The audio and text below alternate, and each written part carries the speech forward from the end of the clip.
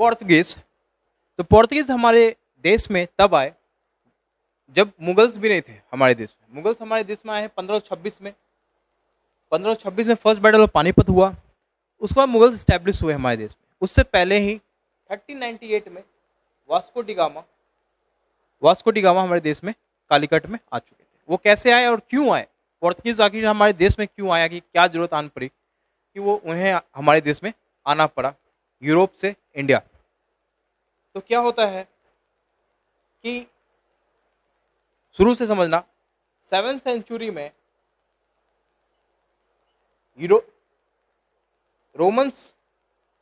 Roman empire खत्म हो जाती है और अरब्स मुस्लिम्स का रूल स्टार्ट होता है गल्फ कंट्रीज में, ये मुस्लिम कंट्रीज में, ठीक है, ये सऊदी अरब में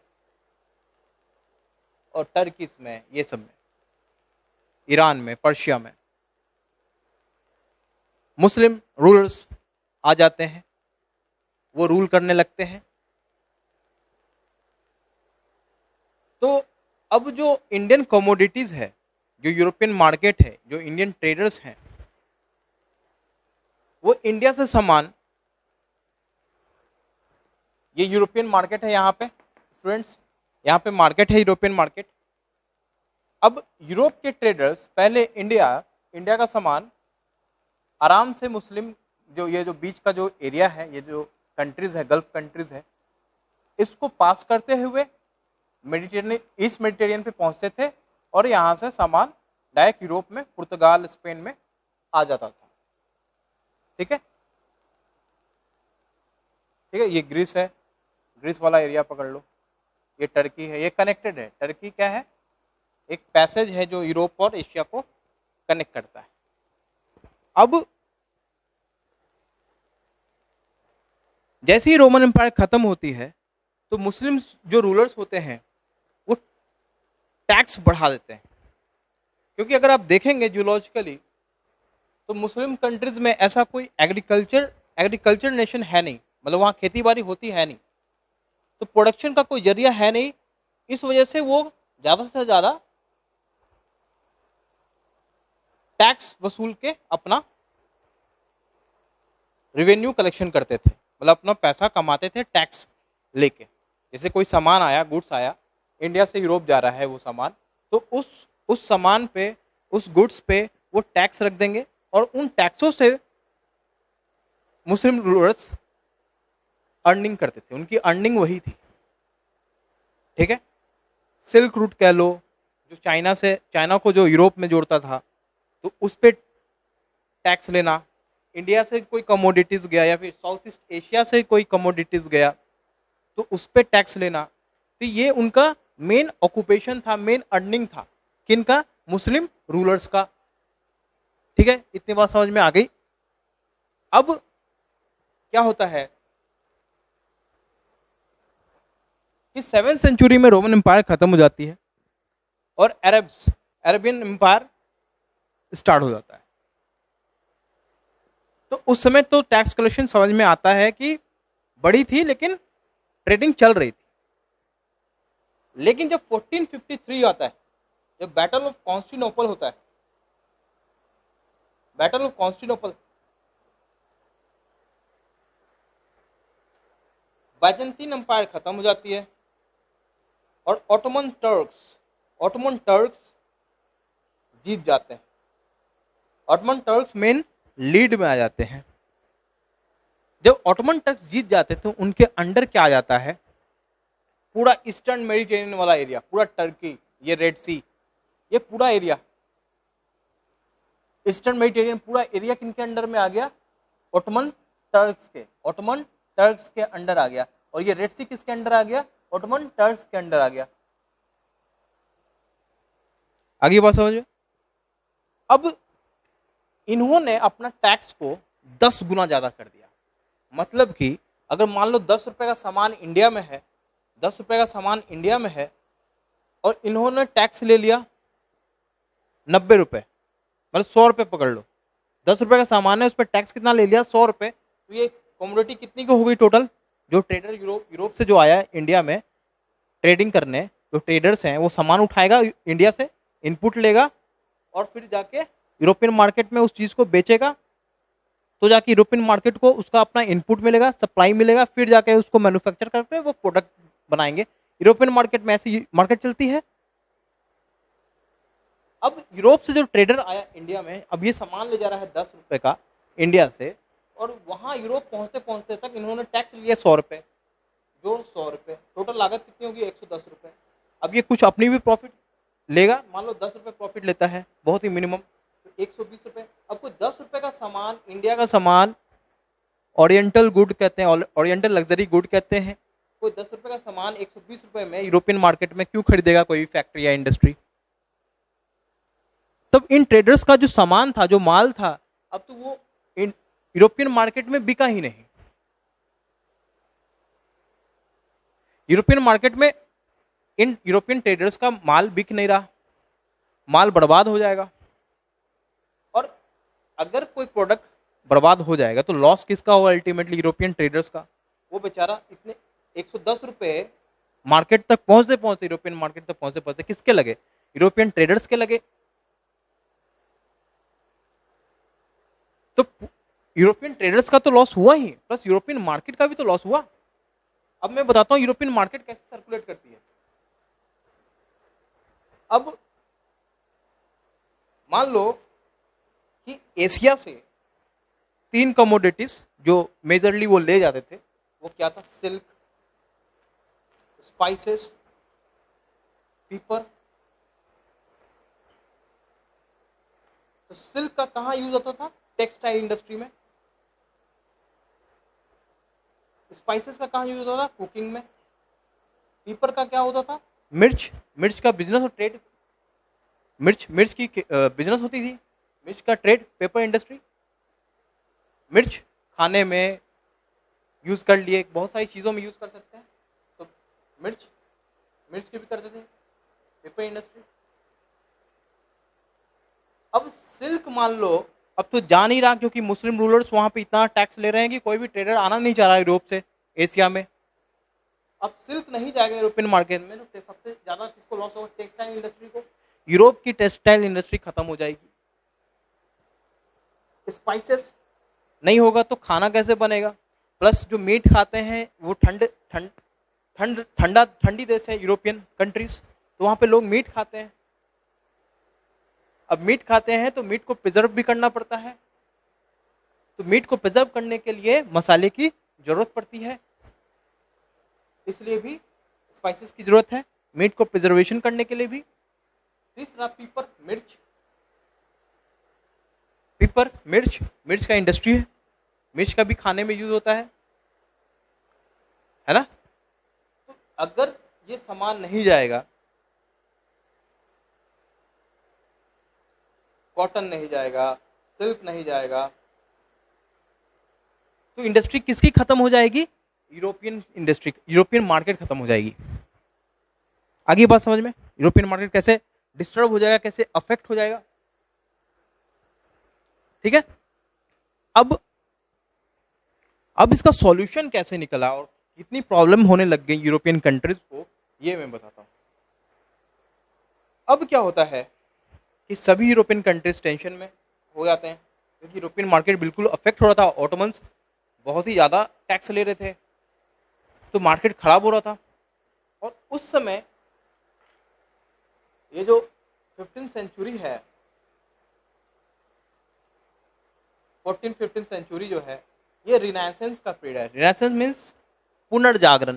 पुनर्जागरण का मतलब science and technology, research and development का पीरियड रिनाइसेंस पीरियड है। पुनर्जागरण मतलब लोग रिजनेबल होने लगेंगे, लोग सोचने लगेंगे, लोग क्वेश्चन करने लगेंगे,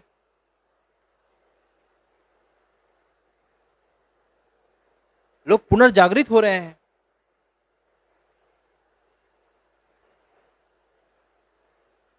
तो अब लोग जितना ज्यादा रिसर्च एंड डेवलपमेंट करेंगे, जितनी ज्यादा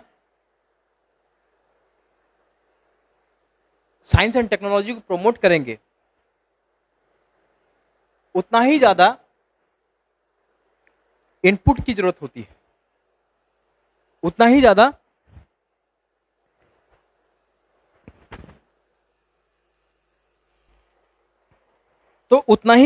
जितना रिसर्च एंड डेवलपमेंट करेंगे लोग,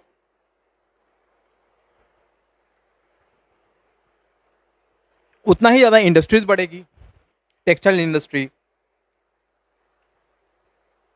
लोगों का लिविंग स्टैंडर्ड बढ़ेगा, क्रॉप प्रोटेक्शन होगा, मैनेजमेंट ऑफ लैंड होगा। तो इन सब चीजों से क्या क्या डिमांड सबसे ज्यादा बढ़ेगी? इनपुट सप्लाई कहां से लाएंगे? Raw materials. तो रॉ मटेरियल्स कहां से आएगा? वो एशिया से आएगा, और एशिया का रास्ता बंद है, मुस्लिम रूलर्स ने बंद रखा है। अब जितने भी यूरोपियन कंट्रीज हैं सभी डेवलप हो रहे हैं टेक्नोलॉजिकली। अब वो चाहते हैं रॉ मटेरियल्स, रॉ मटेरियल्स मिल नहीं रहा। तो इस वजह से उन्होंने सोचा कि एक नया रास्ता खोजना होगा, एक अल्टरनेटिव रूट हमें तैयार करनी होगी, Europe to India, Europe to Asia.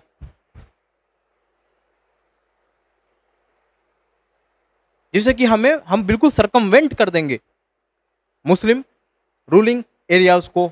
हमें मतलब ही नहीं होगा गल्फ कंट्रीज से, हमें जाना ही नहीं है गल्फ कंट्रीज, सेंट्रल एशिया में। हमें सेंट्रल एशिया के अंदर जाना ही नहीं है, हमारा सामान भी आ जाए यूरोपियन मार्केट में। ठीक है, ये तो हो गया दूसरा रीजन कि रेनाइसेंस था। तीसरा रीजन है कि ऑटोमन टर्क्स बहुत ही ज्यादा तेजी से अपने धर्म को फैला रहे थे, मतलब इस्लाम को फैला रहे थे, इस्लामाइजेशन कर रहे थे बहुत सारे कंट्रीज का। तो इस वजह से भी क्रिश्चियन कंट्रीज को दिक्कतें थी।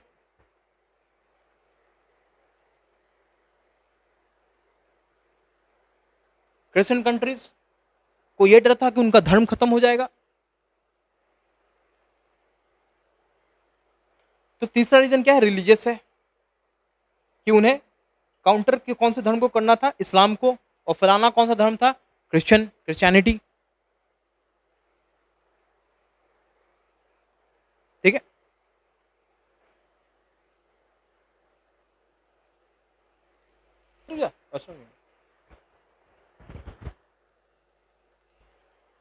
तीसरा यह है कि क्रिश्चियनिटी को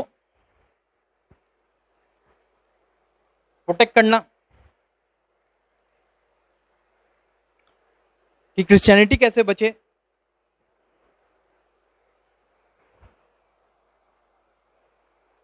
तो अब मैं बताऊंगा कि कैसे उन्होंने रास्ता की खोज करी, एक अल्टरनेटिव रूट का उन्होंने कैसे डिस्कवर किया। अब सभी यूरोपियन कंट्रीज एक मीटिंग करते हैं। उस मीटिंग में डिसाइड होता है कि स्पेन और पुर्तगाल दो कंट्रीज, स्पेन और पुर्तगाल दो कंट्रीज नया रास्ता खोजने का बेरा, क्रिश्चियनिटी को फैलाने का बेरा और इस्लामाइजेशन को रोकने का बेरा उठाएंगे, पुर्तगाल और स्पेन।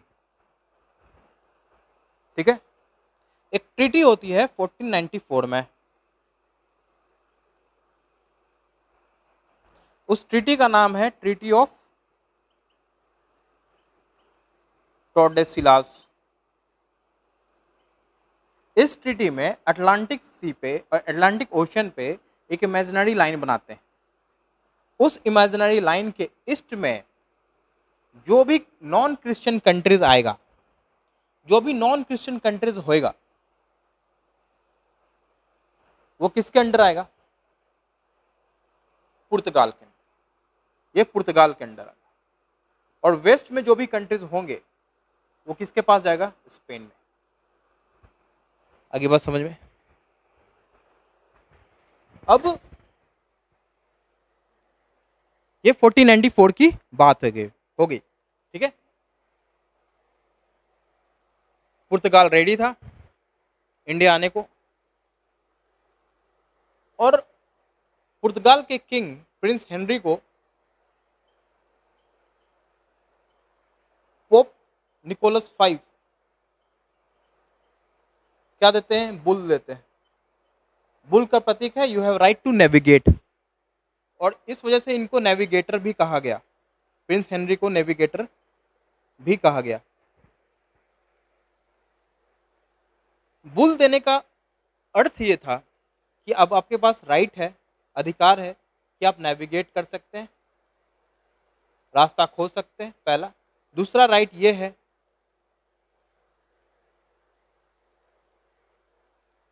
कि आपको क्रिश्चियनिटी फैलानी है, स्प्रेड क्रिश्चियनिटी, ये आपका जिम्मा है, कार्य है, काम है।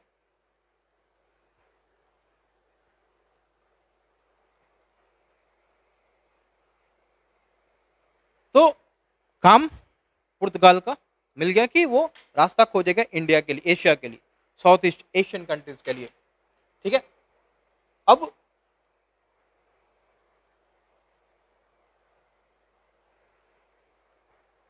सबसे पहले कौन आते हैं इंडिया की खोज कौन करते हैं, कालीकट में कौन आते हैं, Portuguese, Vasco da Gama. Vasco da Gama India में मई 1498 में यहाँ आते हैं, पधारते हैं इंडिया में, और कालीकट पे वो आते हैं। कहाँ, कालीकट पे आते हैं, यहाँ कालीकट पे आते हैं, यहाँ कालीकट पे आते हैं। कालीकट का राजा हिंदू राजा होता है जमोरिन, इसको समुथरी भी बोलते हैं, जमुरिन, समुथरी, इंडियन मतलब हिंदू राजा था वो जमुरिन, कालीकट का। तो जमुरिन का साम्राज्य चल रहा था ट्रेडिंग से, इसलिए वो सब जो भी फॉरेनर्स आते थे उसके टेरिटरी पे, वो उसका बहुत भव्य स्वागत करता था। इसलिए जमुरिन ने स्वागत करा किनका, वास्को डिगामा का, पुर्तगालियों का। क्या पाओ, ट्रेडिंग करो, हमारे साम्राज्य को और पैसा दो। अब वास्को डिगामा यहाँ 3 महीने रहता है, और 3 महीने में ये 3 शिप लेके आता है। वास्को डिगामा कितने, 3 शिप लेके आता है, और तीनों शिप सामान से भर के 3 महीने में वो वापस से जाता है।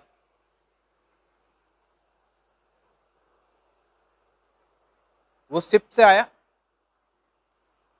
और डायरेक्ट कैलीकट पे पहुंच गया। जब वो शिप से सारे सामान ले जाता है, पुर्तगाल यूरोप पहुंचता है, जब वो यूरोप पहुंचता है तो यूरोपियन मार्केट में जब वो अपना सामान बेचता है तो उसने उसके जितने इनपुट लगे थे, जितना पैसे लगे थे इंडिया से ले जाने तक में, इंडिया से यूरोपियन मार्केट तक ले जाने में, जब वो उन सामानों को बेचता है तो उसे करीबन 100 गुना फायदा होता है, 100 टाइम्स प्रॉफिट होता है, 100 गुना प्रॉफिट होता है। किसे, वास्को डिगामा को। इंडिया से वो सामान लेके कहां गया, यूरोपियन मार्केट। यूरोपियन मार्केट में उसने अपने सामान को, इंडियन कमोडिटीज को, साउथ ईस्ट एशियन मसाले वसाले जो भी सामान है उसको बेच के 100 गुना का प्रॉफिट वो कमाता है। ये देख के पुर्तगाली गवर्नमेंट, पुर्तगाल का राजा बड़ा खुश होता है। वो सोचता है यार ये तो बड़ी अच्छी बात है, अब हम भी डायरेक्ट ट्रेडिंग करेंगे। इसको क्या कहते हैं, डायरेक्ट ट्रेडिंग। पूरी सरकमवेंट हो जा रही है, पूरी मुस्लिम कंट्रीज सरकमवेंट हो जा रही है। देखो सऊदी अरब, पर्शिया, इराक, टर्की, हमें कोई मतलब नहीं है रेड सी से, हमें कोई मतलब नहीं है ईस्ट मेडिटेरियन कंट्री से। हम डायरेक्ट पुर्तगाल से निकले, वेस्ट अफ्रीका को पास करा, फिर ईस्ट अफ्रीका को पार करा और डायरेक्ट पहुंच गए कालीकट।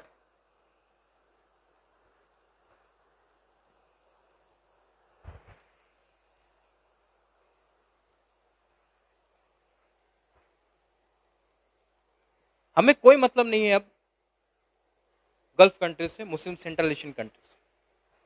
तो सारा का सारा पैसा जो पहले मुस्लिम रूलर्स के पास चला जाता था, वो सारा का सारा पैसा अब किसके पास आएगा, वो सारा का सारा पैसा अब ट्रेडर्स, पुर्तगाली ट्रेडर्स के जेब में आ गया, यूरोपियन ट्रेडर्स के अब जेब में आएगा।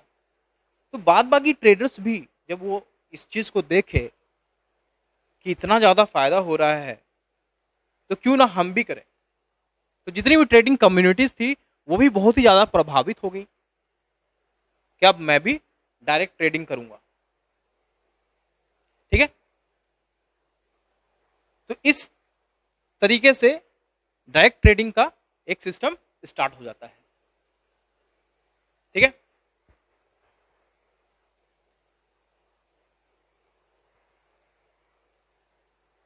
ठीक है, तो सबसे पहले पोर्तुगीज गवर्नमेंट किसे भेजती है ट्रेडिंग करने के लिए? ट्रेडिंग करने के लिए गवर्नर नहीं भेजती। देखो, गवर्नर और ट्रेडर्स में अंतर होता है। तो सबसे पहले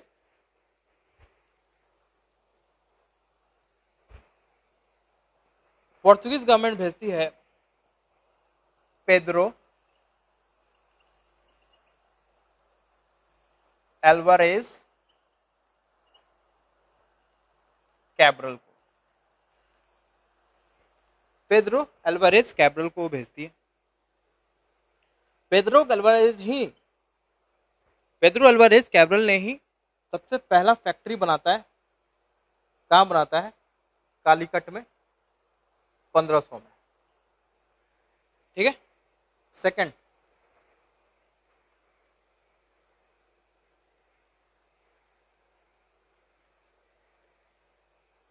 अब पोर्तुगीज से अरब ट्रेडर्स, अरब मर्चेंट्स जो होते थे, अरब ट्रेडर्स जो होते थे, वो बड़ा नाखुश रहते थे। वो क्योंकि वो जानते थे कि अगर यूरोपियन ट्रेडर्स अगर डायरेक्ट ट्रेडिंग करेंगे तो सबसे ज्यादा लॉस किनका होगा? सबसे ज्यादा लॉस होगा किनका? मुस्लिम कंट्रीज का, उनके अपने देश के लोगों का, अरेबियंस का लॉस होगा, सेंट्रल एशियन मुस्लिम कंट्रीज का लॉस होगा। तो वो पसंद नहीं करते थे पुर्तगालियों को कालीकट में। अब क्या हुआ कि जो फर्स्ट फैक्ट्री जो बनी थी, जो पेड्रो एल्वारेज कैब्रल ने बनाया था, उस फैक्ट्री पे अटैक कौन कर देते हैं? अरबियंस, अरब्स अटैक कर देते हैं पेड्रो एल्वारेज कैब्रल के इंडस्ट्री पे, के फैक्ट्री पे। उसमें बहुत सारे पोर्तुगीज मारे जाते हैं। फिर रिटेलिएशन में पेड्रो एल्वारेज कैब्रल बहुत सारे अरब्स को मार देता है। इस वजह से पेड्रो एल्वारेज कैब्रल का दमखम बहुत बढ़ जाता है। कहां? कालीकट में। ठीक, अब क्या होता है कि अब पोर्तुगीज ये कहते हैं जैमोरिन को, कालीकट के राजा को, कि यहां इस कालीकट टेरिटरी पे सभी ट्रेड करेंगे सिवाय अरेबियंस के। तो जैमोरिन ने साफ मना कर दिया कि नहीं, ऐसा नहीं हो सकता। कालीकट एक ऐसी जगह है जहां हम धर्म को देख के ट्रेडिंग का परमिशन नहीं देते। यहाँ सभी धर्म के लोगों को, सभी लोगों को अनुमति है, परमिशन है कि वो ट्रेडिंग करो, प्रॉफिट कमाओ और घर जाओ। तो पोर्तुगीज की बात नहीं मानते हैं कौन? जैमोरिन। इस वजह से दोनों में दुश्मनी हो जाती है, जैमोरिन और पुर्तगालियों में भी। ठीक है, अब क्या होता है कि अब पुर्तगाली गवर्नमेंट फर्स्ट गवर्नर को भेजते हैं। उनका नाम क्या होता है? फर्स्ट गवर्नर का फ्रांसिस्को दे अल्माइडा। फर्स्ट पोर्तुगीज गवर्नर का नाम क्या है? फ्रांसिस्को दे अल्माइदा। ठीक है, फ्रांसिस्को दे अल्माइदा। ये हमारे देश में 1505 में आते हैं। ठीक है, 1505 में ये हमारे देश में आते हैं। अल्माइदा को 3 काम दिया जाता है। मतलब अल्माइदा को एक काम दिया जाता है 3 जगह पोर्तुगीज सेटलमेंट बनाने का। पहला एडन, कहां पे? यहां पे रेड सी के मुंह पे एडन। दूसरा ऑर्मुज, सऊदी अरब और ईरान के बीच का जो ये है जगह है ऑर्मुज। तीसरा मलाक्का। 3 जगह पोर्तुगीज सेटलमेंट होगा और ये दोनों सेटलमेंट प्रोटेक्ट करेंगे पोर्तुगीज शिप्स को। क्योंकि पोर्तुगीज शिप्स कहां से आएगी? यहां से आएगी और डायरेक्ट इंडिया कालीकट में पहुंचेगी। तो सऊदी अरेबियन जो दुश्मन है वो दुश्मन कहां से आएगा? एदन से निकल के आएगा ना, हॉर्मुज से निकल के आएगा ना। तो उनको काउंटर करने के लिए यहाँ पोर्तुगीज सेटलमेंट की बहुत जरूरत है। यहाँ पे आर्मी बैठेगी पोर्तुगीज की, और जो भी शिप पोर्तुगीज शिप को हानि करने आएगा, मारने आएगा, तो यहाँ के पोर्तुगीज सेटलमेंट उनको पहले ही खत्म कर देंगे।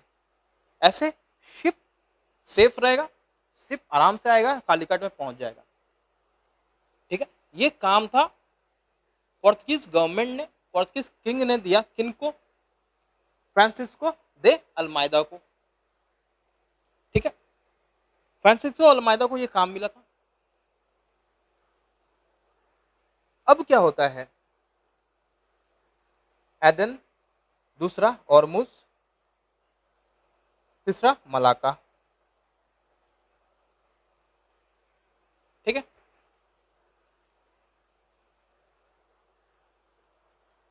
अब क्या होता है कि ये सब देख के कि ट्रेडिंग स्टार्ट हो चुकी थी, यूरोपियन मार्केट्स में सामान पहुंचाए जा रहे थे। लॉस किनका हो रहा था? पूरे मुस्लिम कंट्रीज का, इजिप्ट का, सऊदी अरब का, पर्शिया का, इराक का, टर्की का। तो उन लोगों ने सोचा कि अब जो भी शिप आएगी यूरोप से इंडिया में, हम उस शिप को ही खत्म कर देंगे, उस शिप पे ही अटैक कर देंगे। ठीक है, मान लो कोई शिप पुर्तगाल से आई, हम बीच में ही खत्म कर दे तो ट्रेडिंग खत्म हो गया, नेटवर्क टूट जाएगा। ये प्लान था किनका? इजिप्ट, पूरे मुस्लिम कंट्रीज का। तो उसमें इजिप्ट के रूलर का नाम था ममलूक। ममलूक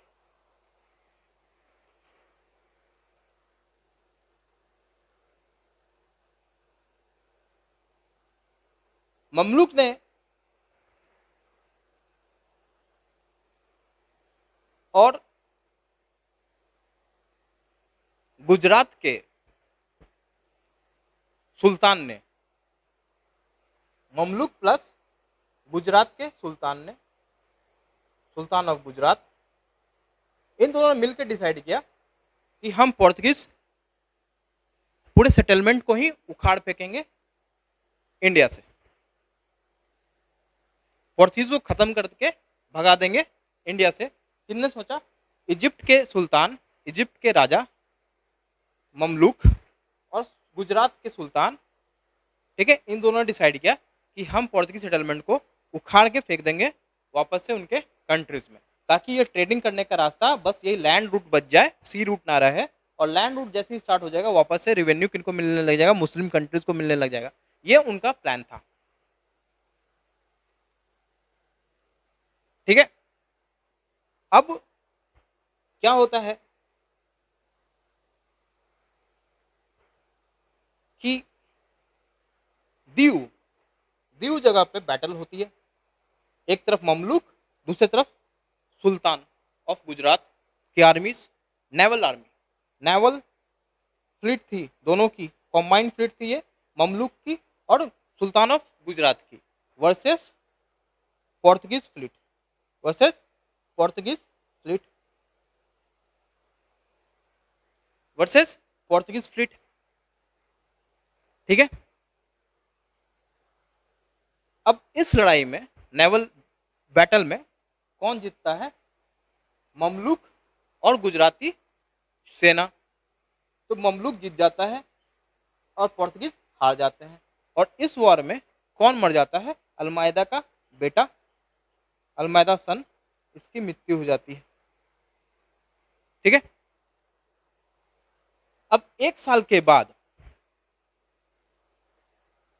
अल्मेदा खुद आता है और वो फिर लड़ता है और इन दोनों नेवल आर्मीज को, ममलूक को, सुल्तान ऑफ गुजरात, गुजरात के जो आर्मीज थी, दोनों को हरा देता है।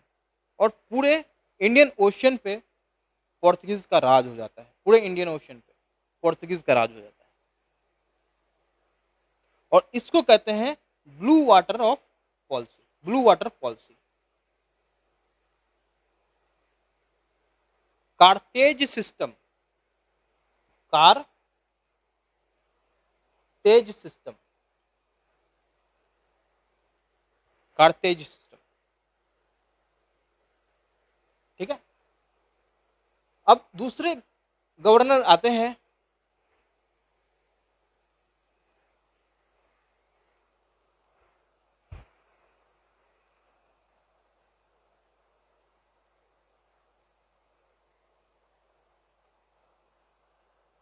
पोर्तुगीज के।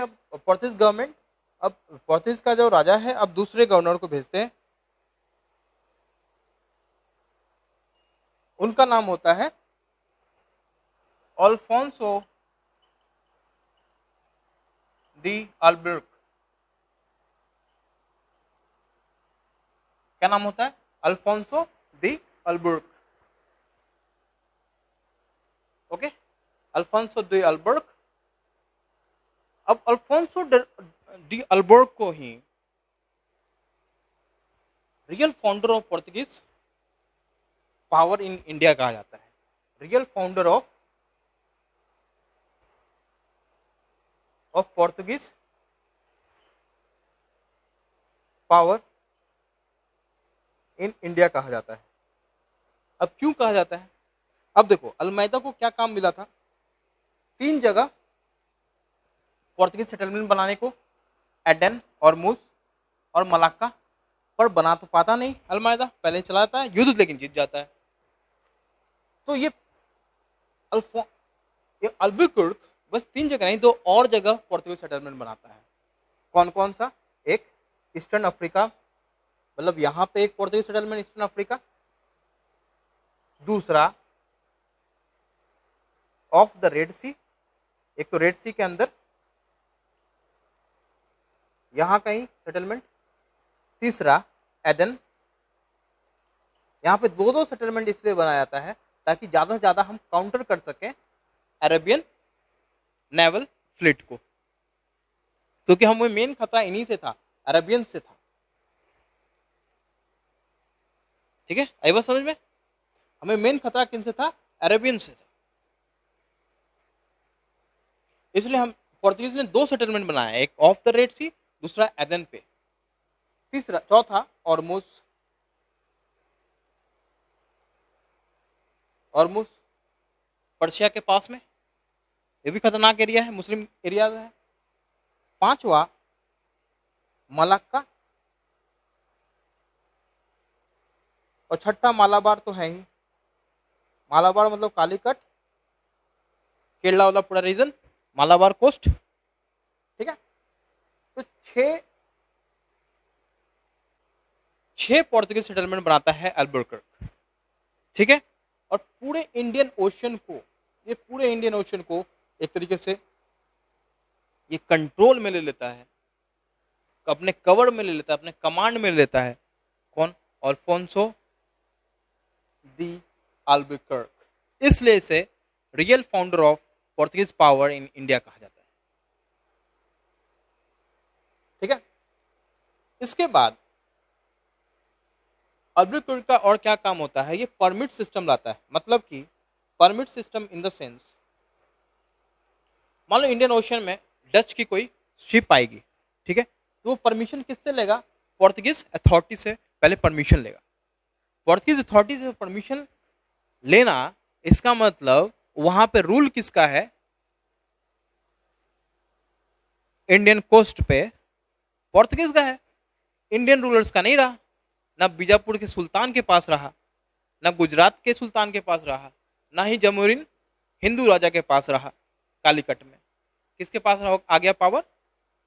पोर्तुगीजों के पास आ गया, पुर्तगालियों के पास पावर आ गया।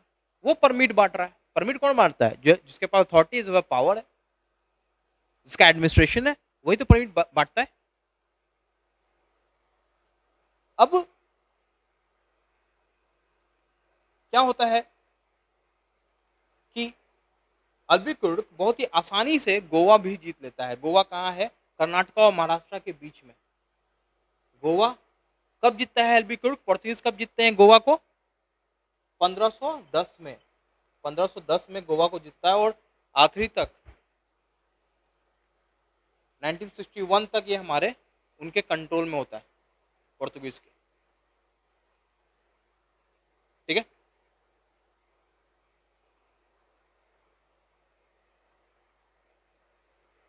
इसके बाद 1510 में किससे ये जीतता है? Sultan of Bijapur.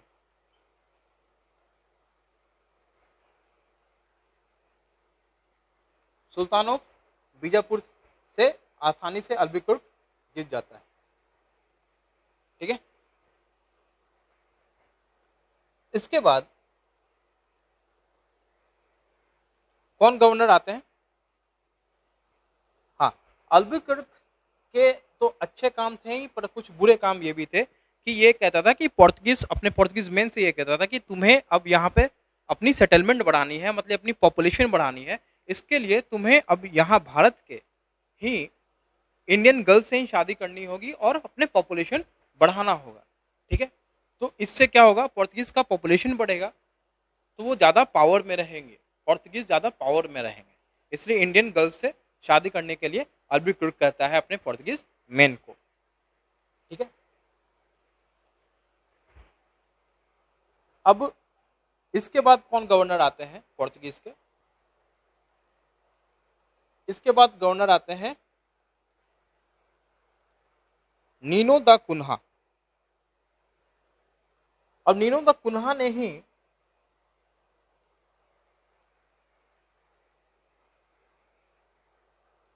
गुजरात के राजा बहादुर शाह को मार दिया था। अब क्यों मारा, कैसे मारा, मैं आपको भी बताता हूं। ठीक है, ठीक है, अब कौन आते हैं गवर्नर? नीनो दा कुन्हा। ये तीसरे गवर्नर होते हैं। नीनो दा कुन्हा भारत में आते हैं 1529 में। ठीक, और उस समय हुमायूं, मुगल अंपायर, बाबर का बेटा, की लड़ाई छिड़ी थी किससे? बहादुर शाह से,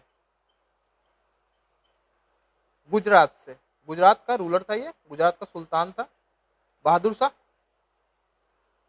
ठीक है, बहादुर शाह किसके पास जाता है? नीनो दा कुन्हा के पास, कि हमें आप संरक्षण दो, इसके बदले में आपको क्या दूंगा? बसेन। बसेन मुंबई से 70 किलोमीटर नॉर्थ में है। ठीक है, ये तो मैं आपको दूंगा ही, ये तो इन्होंने दे ही दिया था 1534 में।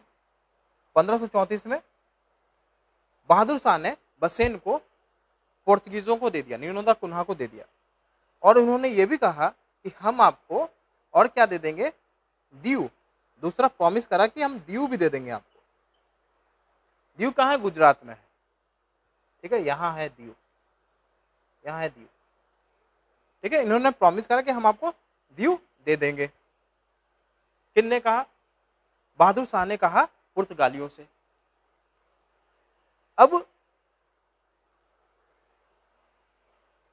हुमायूं 1536 में गुजरात छोड़ के चला जाता है, क्योंकि 1536 में कहा दिक्कतें बढ़ जाती हैं। ईस्टर्न इंडिया में रिवोल्ट शुरू हो जाता है। ईस्टर्न इंडिया में रिवोल्ट शुरू हो जाता है। कौन रिवोल्ट करता है? शेरशाह सूरी। ईस्टर्न इंडिया में अफगान्स जो थे वो रिवोल्ट स्टार्ट कर देते हैं 1536 में। इस वजह से मुगल्स को, हुमायूं को गुजरात छोड़ के ईस्टर्न इंडिया में जाना पड़ जाता है। ठीक है,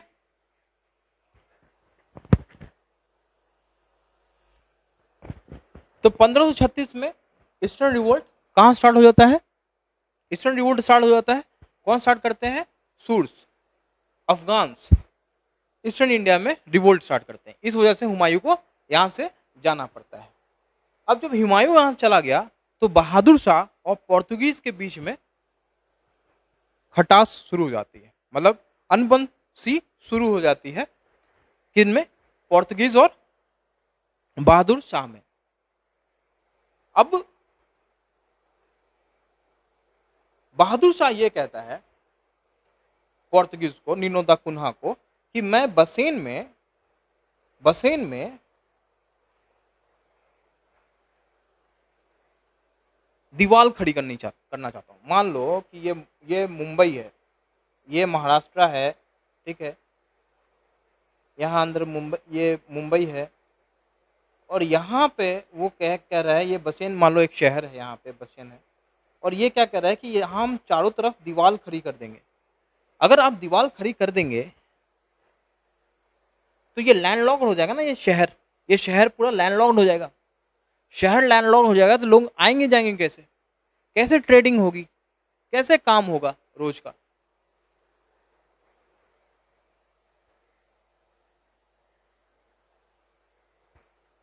तो पोर्तुगीज ने ये कहा, ने बहुत मनाया बहादुर शाह को, लेकिन वो मान नहीं रहा था।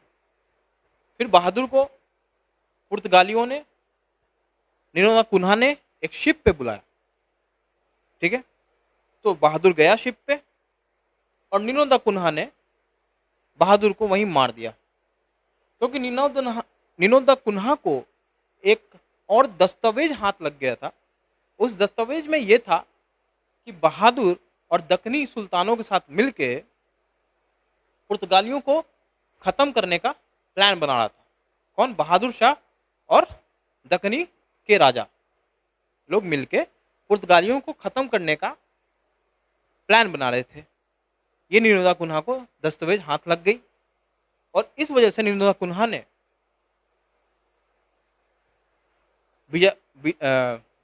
बहादुर शाह को मार दिया, ठीक है। तो 1537 में बहादुर गॉट किल्ड, ठीक है। इसके बाद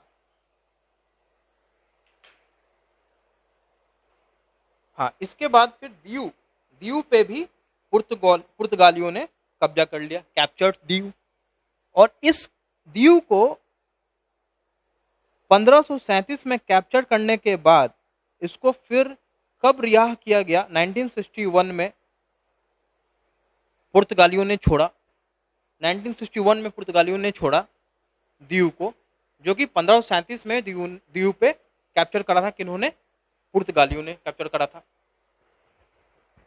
अब 1961 में जाके छूटा कैसे? ऑपरेशन विजय से। ऑपरेशन पोलो हैदराबाद के लिए, ऑपरेशन विजय दीव के लिए, ठीक है। ऑपरेशन विजय किया गया, तब जाके दीव से पोर्तुगीज भागे, है ना। उसके बाद, ठीक है, तो इस तरीके से पुर्तगालियों ने अपना पूरा पावर दमखम दिखाया, और पूरे इंडियन कोस्ट पे पुर्तगालियों ने अपना हक बनाया, अपना एक साम्राज्य बनाया। इंडियन वेस्टर्न कोस्ट पे पुर्तगालियों ने अपना साम्राज्य बनाया। इसके बाद मैं आपको बताता हूं कि कैसे पुर्तगालियों का रिलेशन कैसा था मुगल रूलर के साथ, स्पेशली अकबर के साथ। तो अकबर जो है वो धार्मिक चर्चाओं में बड़ा विश्वास रखता था, वो धार्मिक चर्चा बहुत करता था अकबर। और इस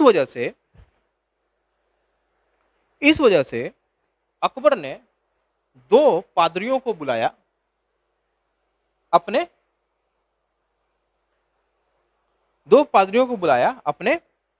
दरबार में।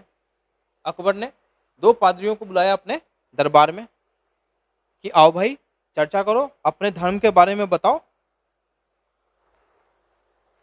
तो उन दो पादरियों का क्या नाम था? अच्छा, इन दोनों पादरियों को कहते हैं जेसुट फादर्स। तो इस जेसुट का मतलब क्या है? The society of Jesus. The society of Jesus मतलब ये एक सोसाइटी है, एक परंपरा निकली थी पुर्तगाल में, जहां पे लोग एक कम्युनिटी थी पादरियों की, जो कि बहुत ही इन्फ्लुएंशियल होते थे, बहुत ही प्रभावित करने वाले लोग होते थे। तो उन्हें जिसुट कहा जाता था, ऐसे सोसाइटी को जहाँ पे बस पादरियों का सोसाइटी हो, समाज हो एक पादरियों का, जो बहुत ही इन्फ्लुएंशियल, बहुत ही इंटेलेक्चुअल लोग होते थे, जो अपने क्रिश्चियनिटी धर्म को बहुत ही बखूबी जानते थे और प्रीचर्स भी थे वो। तो जेसुइट उन्हें कहा जाता था। तो जेसुइट फादर्स, दो दो जेसुइट फादर्स अकबर के दरबार में गए। वो कौन कौन से थे? रोदोल्फो एक्वाविवा और सेकंड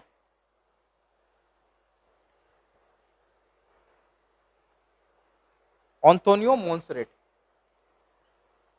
एंटोनियो मोंसेरेट ये फादर्स थे, पादरी थे, जो कि अकबर के कोर्ट में गए। रोदोल्फो एक्वाविवा और एंटोनियो मोंसेरेट। तो इनका बहुत ही फतेहपुर सिकरी पर बहुत ही ज्यादा इज्जत के साथ इन्हें वेलकम किया गया। तो इन लोगों ने ये सोचा, पुर्तगालियों ने ये सोचा कि अगर अकबर कन्वर्ट हो गया क्रिश्चियनिटी में तो पूरा देश भी क्रिश्चियन हो जाएगा, क्रिश्चियनिटी को अपना लेगा। पर इन्हें यह नहीं मालूम था कि अकबर चर्चा में विश्वास करते हैं।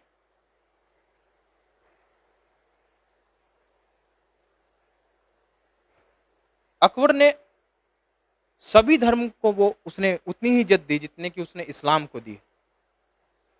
वो सभी धर्म को मानता था, इसलिए अकबर महान था। ऐसे ही अकबर को महान नहीं कहा जाता। उसने कभी भी धर्म के नाम पे भेदभाव नहीं किया।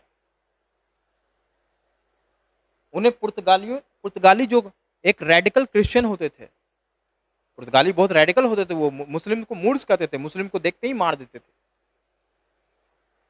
उसको भी, उन्हें भी अकबर ने इज्जत बख्शी, इज्जत दिया और उनका बहुत ही अच्छा स्वागत किया। तो अकबर ने एक धर्म का फाउंडर किया था, एक धर्म को बनाया था। जैसे अशोक ने धम्म को बनाया था, उसी तरीके से अकबर ने एक धर्म को बनाया था। उस धर्म का नाम था दीन इलाही।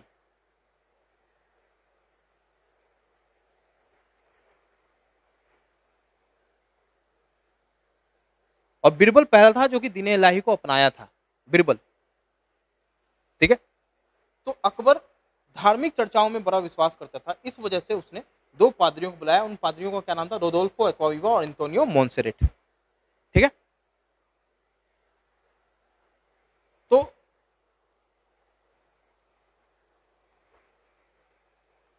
ये संबंध था पुर्तगालियों का। अब क्या होता है, अब मैं आपको बताऊंगा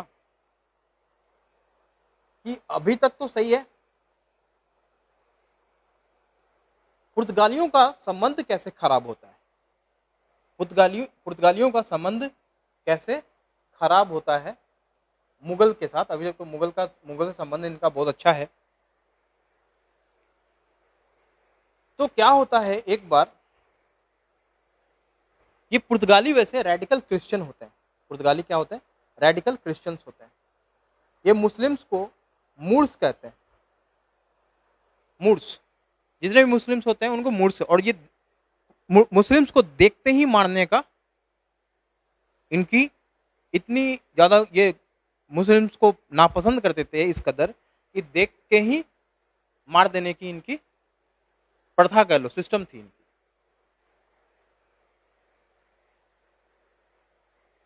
तो क्या होता है कि पुर्तगाली तो ट्रेडिंग करते ही थे, रेडिकल क्रिश्चियन तो थे वो, एक तो गलती वो थी।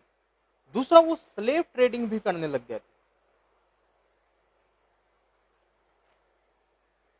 स्लेव ट्रेडिंग भी करने लग गए थे। अब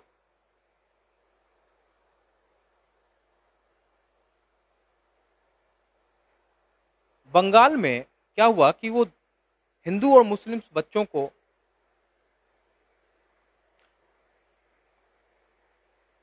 स्लेव बनाते थे और स्लेव बनाने के, गुलाम बनाने के बाद उनका धर्म परिवर्तन करके क्रिश्चियन बना देते।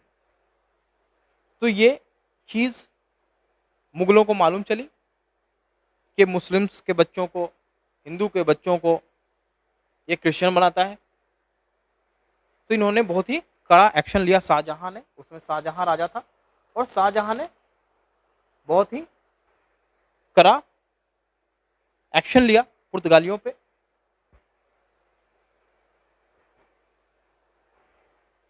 इसके बाद तो रिलेशन ऐसे खराब हुआ।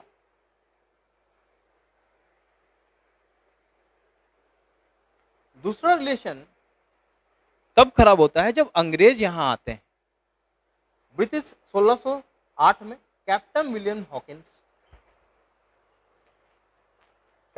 हॉकिंस इंडिया में आता है। किनके कोर्ट में आता है? जहांगीर के कोर्ट में आता है। कैप्टन विलियम हॉकिंस बहुत पढ़ा लिखा इंसान था और वो पर्शियन बहुत अच्छा बोलता था। तो जहांगीर और कैप्टन विलियम हॉकिंस पर्शियन में ही बात किए कोर्ट में, और without any interpreter, without any help. तो जहांगीर इतना खुश हुआ कैप्टन विलियम हॉकिंस से कि इसने इनको 400 मनसब का रैंक दे दिया। मनसब मतलब रैंक होता है। 400 मनसब दे दिया और 30,000 का महीना पेमेंट कर दिया। 30,000 रुपए का पर मंथ सैलरी भी रख दी इनकी, और इन्हें अपने कोर्ट में रख लिया कैप्टन विलियम हॉकिंस को as a ambassador of England, British. उसमें राजा कौन थे? किंग जेम्स वन, ठीक है, 1608 में, ठीक है। अब क्या हुआ, पोर्तुगीज को ये पसंद नहीं आया। पोर्तुगीज ये सोचा कि अब तो ये ब्रिटिशर्स को दे रहे हैं, ठीक है, और पुर्तगाली कोई भी फॉरेनर्स को नहीं चाहते थे, क्योंकि वो चाहते थे कि जो भी ट्रेडिंग हो उसमें मोनोपोली किसके पास आ रहे, कि मोनोपोली किसके हाथ में रहे, तो पुर्तगालियों के हाथ में रहे, पोर्तुगीज के हाथ में रहे। तो वो नहीं चाहते थे कि यहाँ पे ब्रिटिशर्स आए। तो कैप्टन विलियम हॉकिंस यहाँ पे फैक्ट्री खोलना चाहता था सूरत में, लेकिन पुर्तगालियों ने ऐसा होने नहीं दिया, ठीक है। दूसरा, जो सूरत पे जो शिप्स आई थी ब्रिटेन से, इंग्लैंड से जो शिप आई थी, तो इंग्लिश शिप को पुर्तगालियों ने कब्जा में ले लिया। और जब कैप्टन विलियम हॉकिंस इस बात को उठाया वहां कोर्ट में, जहांगीर कोर्ट में, तो वो पोर्तुगीज को काउंटर नहीं कर पाया, और मुगल कोर्ट ने भी कैप्टन विलियम हॉकिंस का साथ ना दे करके पोर्तुगीज के ही साथ थे।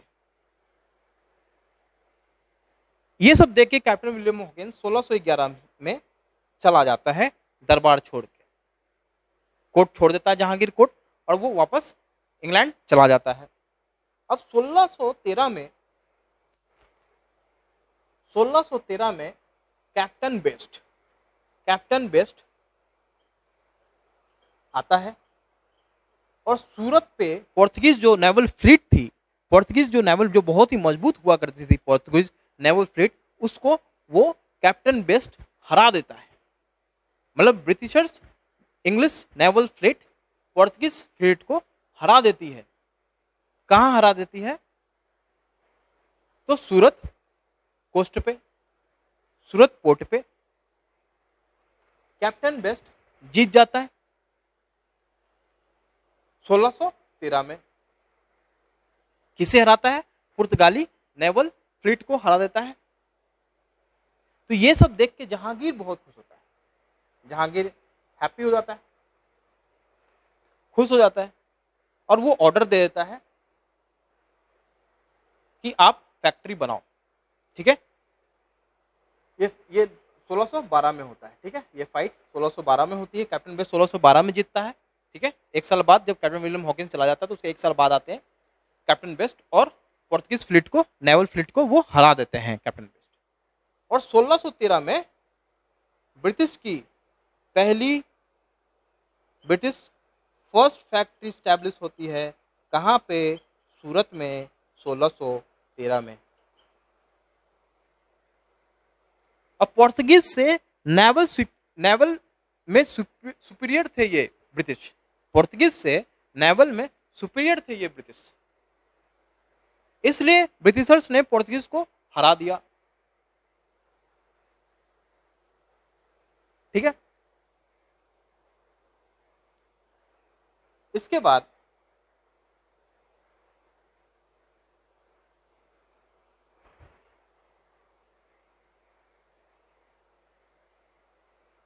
इसके बाद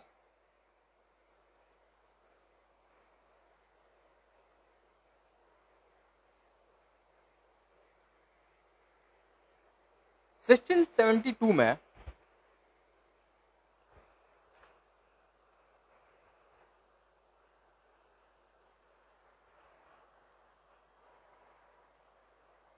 अब मैं आपको डेक्लाइन बताऊंगा पोर्तुगीज का, डेक्लाइन ऑफ पोर्तुगीज।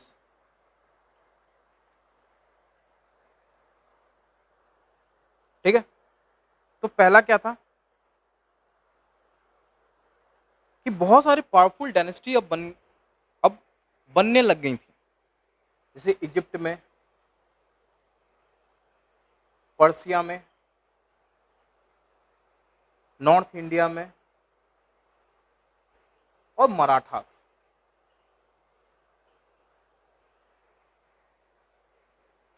अगर मान लो इजिप्ट, पर्शिया और नॉर्थ इंडिया, मान लो इजिप्ट और पर्शिया पहले पकड़ते हैं, अगर इजिप्ट और पर्शिया का साम्राज्य बहुत मजबूत हो जाएगा तो उनकी नेवल सिक्योरिटी भी बढ़ेगी, उनकी नेवल सिक्योरिटी भी बढ़ेगी ना। मान लो ये जो कंट्रीज हैं, इजिप्ट है और पर्शिया है, ये दोनों की साम्राज्य बहुत ही मजबूत हो जाएगा, बहुत ही मजबूत हो जाएंगे तो इनकी नेवल सिक्योरिटी भी बढ़ेगी। ठीक है, जब नेवल सिक्योरिटी बढ़ेगी तो काउंटर किसको करेंगे, किसके शिप को हानि करेंगे, पोर्तुगीज के ना, नेटवर्क तोड़ देंगे, नेटवर्क को तोड़ देंगे। ठीक है, तो ये हो रहा था, इजिप्ट और पर्शिया के किंगडम्स के साम्राज्य बहुत ही मजबूत हो गए थे, वो नेटवर्क तोड़ दे रहे थे, किनका, पुर्तगालियों का नेटवर्क को तोड़ दे रहे थे। इसके बाद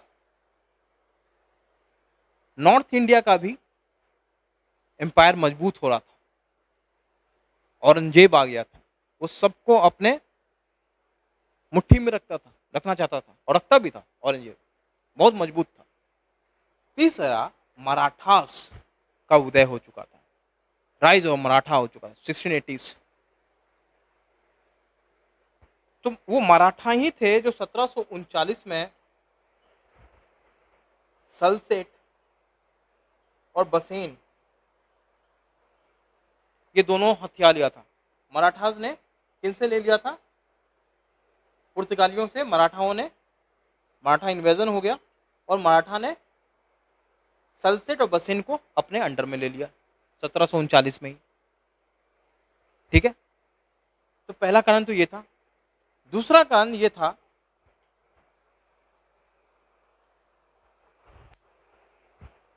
कि क्रिश्चियंस कि पुर्तगाली इतने रेडिकल क्रिश्चियंस थे, इतने रेडिकल्स थे, इतने कट्टर थे कि उनसे अब हिंदूज और मुस्लिम्स दोनों नफरत करने लग गए थे कि ये सबको कन्वर्ट कर देते हैं, ये बस अपने धर्म की सोचते हैं, दूसरे धर्म की इज्जत नहीं करते। ठीक है, ये था। और जो सबसे इंपॉर्टेंट रीजन है वो ये है कि ब्राजील का खोज हो चुका था। अब पुर्तगाल ब्राजील में ज्यादा इन्वेस्ट करना चाहता था, ब्राजील से ज्यादा फायदा हो रहा था, इंडिया से उतना फायदा नहीं हो रहा था जितना कि ब्राजील हो रहा था। डिस्कवरी ऑफ ब्राजील, ब्राजील का डिस्कवरी हो चुका था और पुर्तगाल ये सोच रहा था कि मैं अब ब्राजील में ही ट्रेडिंग करूंगा, ब्राजील से ही बिजनेस करूंगा, वहीं से ट्रेडिंग करूंगा। अब इंडिया में उतना फायदा है नहीं, यहाँ पे बहुत ज्यादा ही राइवलरीज बढ़ चुकी है। तो ये एक रीजन था। इस तरीके से पोर्तुगीज खत्म हो जाता है। पोर्तुगीज के बाद इंडिया में आते हैं डच। पोर्तुगीज के बाद कौन आता है इंडिया में, डच। ठीक है, पोर्तुगीज के बाद इंडिया में कौन आता है, डच।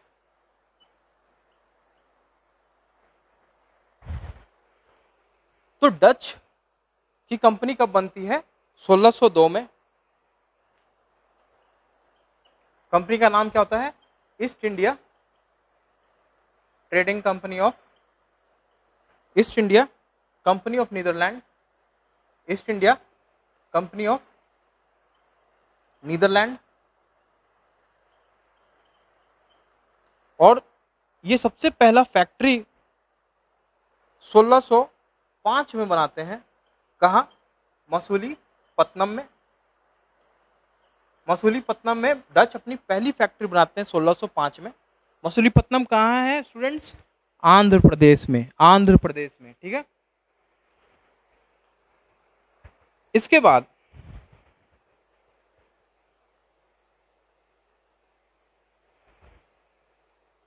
मैं आपको बताता हूं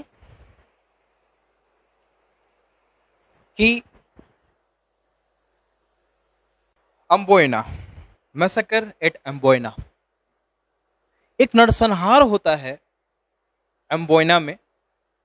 अम्बोयना कहाँ है? इंडोनेशिया में। इंडोनेशिया में अम्बोयना है, एक जगह है जहां पर एक मैसेकर होता है, एक नरसंहार होता है, जिसमें कि 10 इंग्लिशमैन और 9 जावानीज, जावा जो देश है, तो 10 जावानीज और 9 जावानीज और 10 इंग्लिशमैन की मृत्यु हो जाती है। कौन मारते हैं? डच मार देते हैं। डच की नेवल सुपीरियरिटी बहुत ज्यादा थी, बहुत ही ज्यादा। मेरे हिसाब से ये जितने भी यूरोपियन पावर्स थी, डच, इंग्लिश, फ्रांस,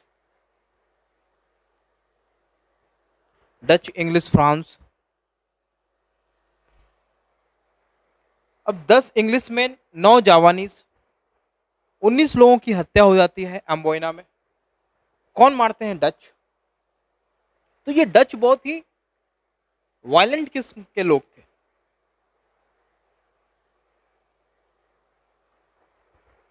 इन्होंने आते ही के साथ पोर्तुगीज के भी सेटलमेंट्स पे को कब्जा कर लिया, कन्क्वायर कर लिया। नागपत्तनम जो पोर्तुगीज का जो सेटलमेंट था, उस पे इन्होंने कब्जा कर लिया। और अम्बोयना भी पहले पोर्तुगीज सेटलमेंट था, इस पे भी डच ने कन्क्वायर कर लिया, कब्जा कर लिया था। इसकी खुद की सेटलमेंट नहीं थी, पुर्तगालियों की थी, पर डच ने उस पर कब्जा कर लिया। नागपत्तनम पे भी कर लिया। तो अम्बोयना में 19 लोगों की हत्या कर देता है डच, जिससे कि एक वॉर स्टार्ट हो जाता है। किसमें? डच और ब्रिटिशर्स में, इंग्लैंड और डच में। और ये होता है अम्बोयना का केस 1623 में। अम्बोयना कब होता है? ये अम्बोयना मैसेकर कब होता है? 1623 में। और ये वॉर चलता है 1667 तक। ट्रीटी कब होती है? पीस ट्रीटी कब होती है? 1667 में। तो कितने साल? लगभग 44 साल, 44 ईयर्स ये वॉर चलती है ना? ठीक है। इसके बाद अब ट्रीटी में क्या होता है, मैं आपको ये बताता हूं कि उस ट्रीटी में क्या क्या शामिल है, क्या क्या पॉइंट्स थे, ये मैं आपको बताता हूं। तो ट्रीटी में ये कहा गया कि इंडोनेशिया के जितने भी मिर्ची, स्पाइस, मसाले, ये जितने भी बिजनेस हैं, ट्रेड हैं, ये कौन करेंगे? ये करेंगे डच। डच की मोनोपोली कहां होगी? मोनोपोली क्या कि ब्रिटिशर्स करेंगे ही नहीं बिजनेस इंडोनेशिया में, पर डच भी नहीं करेंगे इंडिया में। इंडिया में डच कोई भी बिजनेस नहीं करेगा, कोई भी सेटलमेंट नहीं बनाएगा, और ब्रिटिशर्स इंडोनेशिया में एक भी सेटलमेंट नहीं बनाएगा और एक भी ट्रेडिंग नहीं करेगा। ठीक है। ये अम्बोयना सेटलमेंट कहते हैं इसको, अम्बोयना सेटलमेंट। अम्बोयना सेटलमेंट से ब्रिटिशर्स का एक दुश्मन डच खत्म हो गया इंडिया में।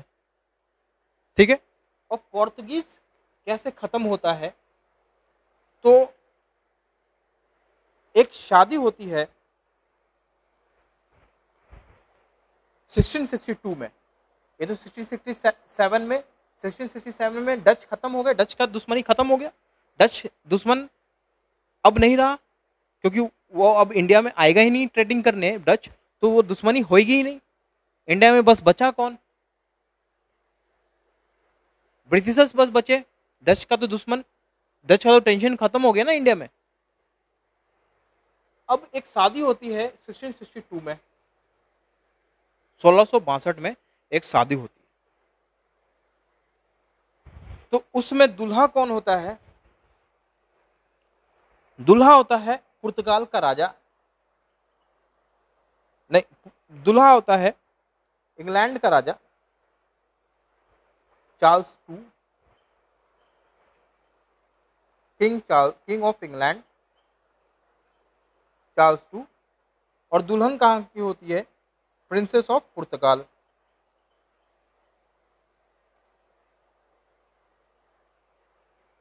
ठीक है। तो पुर्तगाल का राजा डॉरी में दे देता है मुंबई। मुंबई पहले किसके अंडर में था? अल्बुकर्क ने, नीनो द कुन्हा ने किसको मारा? बहादुर शाह को। मुंबई किसके अंडर आ गया? बिल्कुल नीनो द कुन्हा के, पोर्तुगीज के अंडर आ गया। अब पूरा मुंबई किसके पास है? पोर्तुगीज के पास है। तो डोरी में कौन देगा? पोर्तुगीज देंगे, पुर्तगाल देंगे, किनको देंगे? इंग्लैंड के राजा को, किंग चार्ल्स टू को दे दिया उन्होंने, दहेज के रूप में दे दिया। किन्हें? अंग्रेजों को दे दिया। किन्होंने दिया? पुर्तगालियों ने दिया। ठीक है, क्योंकि शादी हुई थी इस वजह से। अब इंग्लिश के दुश्मन, ब्रिटिशर्स के दुश्मन पुर्तगाली अब नहीं रहे, अब फ्रेंडली रिलेशन हो गया दोनों में। ठीक है, तो पुर्तगाली का ऐसे भी टेंशन खत्म हुआ, लड़ाई खत्म हो गई पुर्तगाली और अंग्रेजों के बीच में। और डच जो है वो 1667 में अम्बोइना में एक सेटलमेंट हुआ कि इंडोनेशिया में ट्रेडिंग सिर्फ और सिर्फ डच करेंगे और इंडिया में ट्रेडिंग सिर्फ और सिर्फ इंग्लिश करेंगे, ब्रिटिशर्स करेंगे। ठीक है, वैसे फाइनली डच खत्म होते हैं 1759 में, बैटल ऑफ बेदार में। चिंसुरा भी कह सकते हो, बैटल ऑफ चिंसुरा भी कह सकते हो, बैटल ऑफ बेदार भी कह सकते हो, बैटल ऑफ हुगली भी बहुत लोग कहते हैं। तो उसमें डच फाइनली खत्म होते हैं जब मीर जाफर बुलाता है डच को काउंटर करने के लिए ब्रिटिशर्स को 1759 में। वो आगे की बात है, आगे की क्लास में बताऊंगा, मतलब आगे आगे में बताऊंगा। अब इसके बाद क्या होता है, जो डच और इंग्लिश के खत्म हो गए, डच और पोर्तुगीज की दुश्मनी खत्म हुई इंग्लिश से। अब मैं इंग्लिश के बारे में बताऊंगा, ब्रिटिशर्स कैसे सेटलमेंट हुए।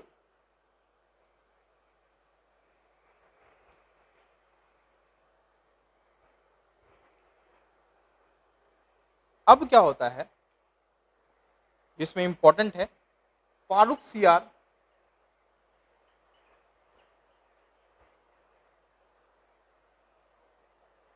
फरमान। फारूक सियार फरमान को गोल्डन फरमान भी कहते हैं। फारूक सियार फरमान को गोल्डन फरमान भी कहते हैं। ठीक है, तो इस फरमान में ऐसा क्या था कि ब्रिटिशर्स को इतना ज्यादा फायदा हुआ इससे। तो इन फरमान में क्या था? पहला सबसे इंपॉर्टेंट कि अब कंपनी जो है दस्तक, मतलब पासेस, जैसे कि दस्तक इशू कर सकती थी। ये पासेस होता है दस्तक। ठीक है, मान लो एक टेरिटरी से आप दूसरे टेरिटरी में जा रहे हैं, तो वहां पे टोल टैक्स वाले होंगे, ऑफिशियल्स होंगे, वहां पे कस्टम ड्यूटीज वाले होंगे, कस्टम ड्यूटी ऑफिसर्स होंगे। तो वो क्या कहते हैं, वो टैक्स लेते हैं। अब ये इन्हें दस्तक इशू करने का अधिकार मिल गया। कैसे? फारूक सियार फरमान से। फारूक सियार फरमान से ब्रिटिशर्स को क्या मिल गया कि अब ये पासेस इशू कर सकते हैं, मतलब ये पास दिखा के टैक्स को पे नहीं करेंगे और वहां से एक टेरिटरी से दूसरी टेरिटरी में जा सकेंगे। ठीक है, एक्सपोर्ट हो या इंपोर्ट हो।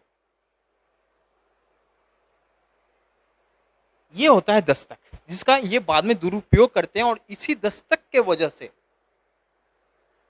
सिराजुद्दौला, बैटल ऑफ प्लासी होती है, वो बाद में होता है।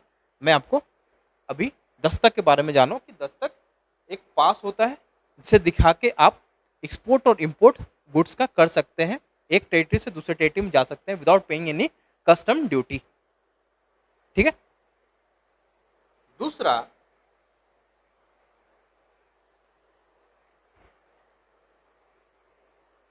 ये था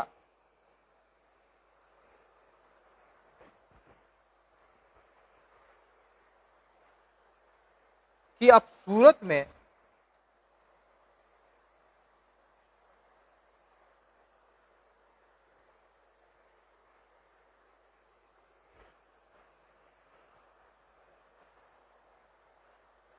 free trade tax, free trade करेंगे। सूरत में आप फ्री ट्रेड कर सकते हैं।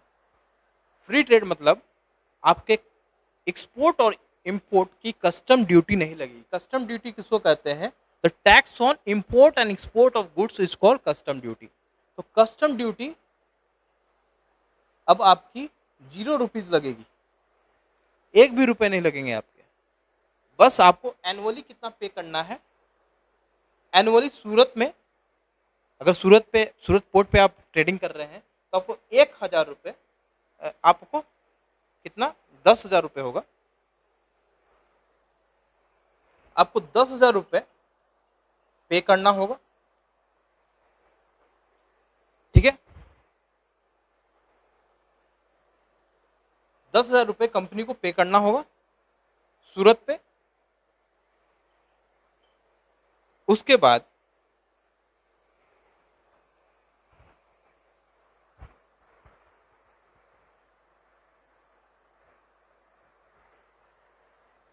बंगाल में भी कोई भी कस्टम ड्यूटी देने की जरूरत नहीं है, और यहां आपको 3,000 रुपए देना होगा। एनुअली आप पेमेंट करो 3,000 रुपए, उसके बाद कोई कस्टम ड्यूटी देने की जरूरत नहीं है। आप जितना एक्सपोर्ट इंपोर्ट करना चाहो, ट्रेडिंग करना चाहो, करो। ठीक है। चौथा, मद्रास में 3,000 रुपए, यहां भी सेम रेट है जैसे बंगाल में था, सेम रेट मद्रास में भी था। 3,000 रुपए दीजिए एनुअली और खूब आप ट्रेडिंग करिए, एक्सपोर्ट इंपोर्ट करिए, कोई कस्टम ड्यूटी नहीं लगेगा साल भर तक। और हैदराबाद में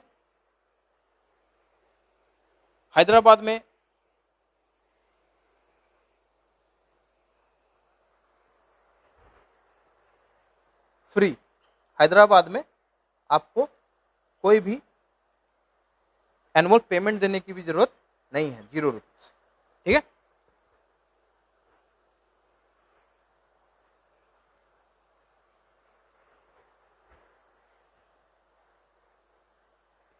ठीक है, ये था। इसके बाद